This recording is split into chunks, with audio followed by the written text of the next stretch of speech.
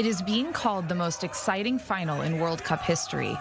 As Argentina's dramatic win sinks in and the celebrations die down, some are asking, what will these World Cup games be remembered for? Spending roughly $220 billion on new infrastructure to accommodate the massive influx of tourism, Qatar pulled out all the stops to ensure the games were a success, both from a logistical and PR standpoint. When the announcement came that Qatar would host the 2022 World Cup, it was followed by both excitement and criticism. FIFA president at the time, Sepp Blatter, hailed the decision.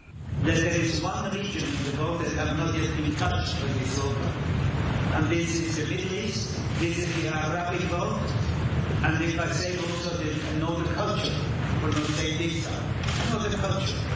So it was obvious that it is a decision which will satisfy all fans of football and which is the right decision. However, criticism soon followed, and Blatter has since backtracked, calling the decision a mistake due to the Gulf nation's small size and human rights concerns. Qatar's alleged treatment of migrant workers, as well as LGBTQ+ rights in the country, were at the forefront of the criticism, leading several major cities across Europe to scrap fan zones and public screenings of the tournament, and human rights groups to encourage a general boycott of the games. I'm quite outraged by the situation. I ask myself, how could we play football and ignore the climate change, migrants who died during building the stadiums, people who live in misery in Qatar? How can we ignore these issues just so, for a month, we can live in a World Cup jungle as if nothing's happening?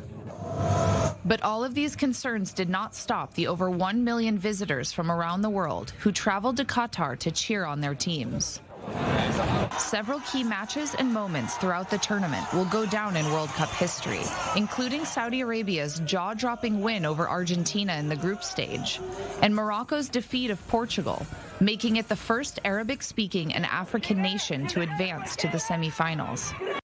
As Messi raised the World Cup trophy in Lusail Sunday night, draped in a traditional Qatari robe, and as Argentina fans flooded streets around the world to celebrate, and as soccer lovers reveled in the aftermath of a final match that will be talked about for decades to come, it may be that any criticism of Qatar will be buried under such a fairy tale ending.